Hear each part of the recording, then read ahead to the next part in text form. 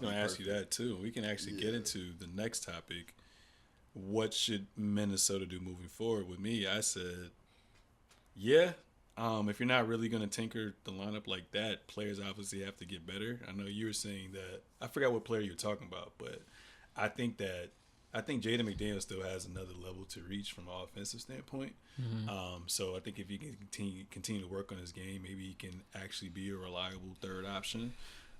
Cat just has to know how to just exploit his mismatches more and just establish himself more in the paint. And like you said, he's never been this far in the playoffs, and I feel like now he has the blueprint on what it takes to be successful. If he can take his game to another level, they don't really need to take in the lineup. I think the biggest thing is probably like not having an ego with coaching, and then also I think they need another playmaker. Like it was so easy to guard them, bruh. Like defensively, kid has the personnel, but like he ain't really have to do much when you don't really.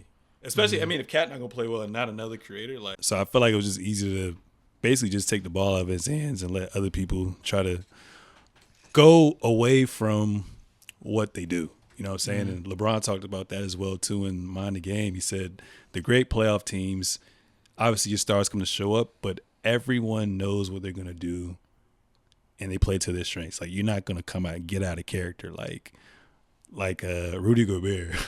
Why are you trying to catch the ball even though you got a mismatch? Like Carl said, we know what you can do. Like, we accept you for what you do. Why are you trying to post up, bruh? Like, every time he posted up, I knew it was a waste possession. Yeah. That's also how I knew when he hit that fadeaway in Denver that the game was fucking over. Because if he do some shit like that, yeah, it's a wrap. Yeah, man. I mean, even in this series, like, I mean, he hit some like fucking like 3 or 5 footers that just looked like prayers, like leaving his hand. Yeah. But no, like back to the point about the playmaker though, I definitely agree. Like with Carl's point about like having another Jordan Poole, I feel like there were instances for each Mike Conley too old. Like playoff team, like where you had either like Dante DiVincenzo for the Knicks, Nembhard for Indiana, or even like to take it back to 2016 with the Cavs, you had J.R. Smith kind of like be like that extra scoring punch opposite of a Kyrie Irving or an Art. Because that's how it was with Luka. He was the only. I mean, Brunson had his little run and whatever, but he arrived a little too late. And with Luka, like I always knew those 2 years we were gonna win because they didn't really have no other creator. Yeah, basically how they was guarding Anthony Edwards, that's how they guarded Luka. You know what I'm saying? Yeah, I mean, we'll see. I think I'm not sure what their cap situation is, but I think there's a lot of talent in the league to go get that. And now that they know and they've been through to see what their offense looks like, they can make that change. It's not going to happen, but if you could get rid of Rudy and get Jared Allen, that'd be fire. I think if you have Jared Allen, it goes 7 games. Really? Yeah. And if you check his stats this year, he averaged like 17 and 11 or 17 and 11. But yeah, I was watching him play. Watching him play, that nigga's solid, man. He's solid. Still just as effective as a rim protector. A little shorter, but legit 6'10", 6'11", 7 feet. Great rebounder. Sets great screens. Is a great lob threat. And he has definitely somewhat of it. He has a decent back to the basket game, especially if you have a mismatch. So, just be a shot creator. If I can flip Rudy, that would be it, and everyone just ups their level of play. Yeah, they're talking about like 80 or probably like more like 100 mil for him though. 100 mil for Jared Allen, because Hartenstein about to get like around that same contract. Jared Allen's still in a contract though, right? I think he's coming up on a contract. Yeah, he's coming up on a contract. I think Hartenstein is going to end up being like fucking Bismack Biyombo. Yeah. I think there's always some playoff riser who just played out of their minds in the playoffs and gets a dumb contract because of it and never lives up to it. All he do is just get rebounds. Like, he's a cool role player. Too, though. He's a good role player. He's on the Clippers. A perfect role player. But he's not nowhere near me needing to pay someone. If you're paying him 20 to 25 or more, and it'd be one thing if you're paying him that and like all your stars are young and they're on rookie contracts. But if they're not, I think that's poor team construction. And it also makes me think too, because coaches either play to your strengths or within your role, or they'll just hold you to a certain role where you can't showcase your array of talent. So, do you think he has more in his bag? Because he shot some threes on the Clippers. But I don't know if the coach is just like, this is just what you're gonna do.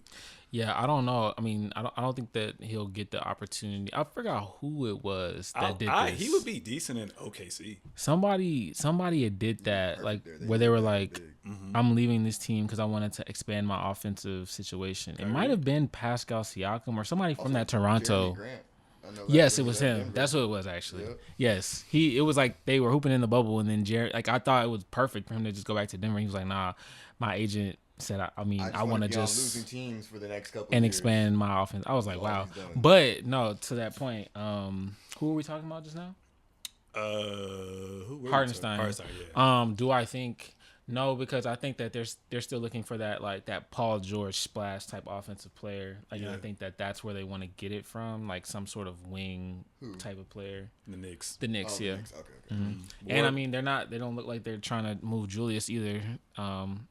So I think that they'll probably add that offense back too. Yeah, it's just one of those weird things. Like, I mean, obviously Carl was talking about, Julius Randle's downfalls in the playoffs, but like, they were missing him, Mitchell Robinson, and who else were they missing? I always forget the white dude's name.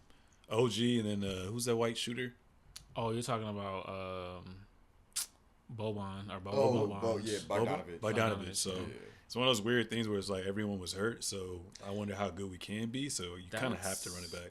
That's who like Minnesota could possibly go get. I mean, he's probably food on defense. I'd rather have that. I'd rather have the other one from Atlanta. That's what I'm saying. Oh yeah, that would be tough. Because they're probably gonna sell this summer. Yeah, fire sale. Yeah.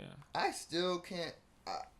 I can't believe that the Atlanta Hawks, who were in the play-in, got the number 1 overall pick, and the people who went through a 20-something game losing streak ended up with number 5.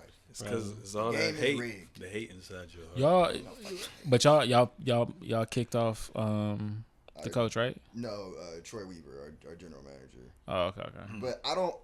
It's like he did made some bad decisions, but also you're not set up for success if you finish with the worst record 2 years straight and don't get the top pick 2 years straight. Yeah, you're only as good as your players. Difficult. Yeah, I agree. You're only as good as your players. Exactly, and like if you even just look at like if we had got 1 to 2 picks ahead of Jaden Ivey, and I think Ivey's cool, but some of the other players I think are better than him.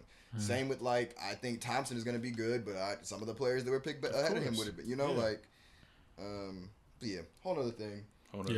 Next year will be a deeper draft though, so like I think this next draft will be what you need. End up with the 7th pick or something like that. If Atlanta, don't put it in that universe. Don't put it in the universe. If Atlanta's smart, who do you like from this draft again? Nobody, bro. Right. Nobody. I would take Sarr though if I was them. Yeah, for sure. I would say just get him. Sauce. Get rid of DeJounte and Trey, and then try to get a top 3 pick next year. I get rid of Trey and keep DeJounte. I just get rid of both of them, bro. Yeah, they're probably gonna sell their entire starting 5 except for one player, probably for whoever they want to build around. Probably. You think? I don't know. I think you got to keep one of those 2 ball handlers. Yeah. And it has to be DeJounte because it doesn't work with Trey. Yeah. I guess it depends on the owner too. Do you want to win or you just want to fill seats? Fill seats is what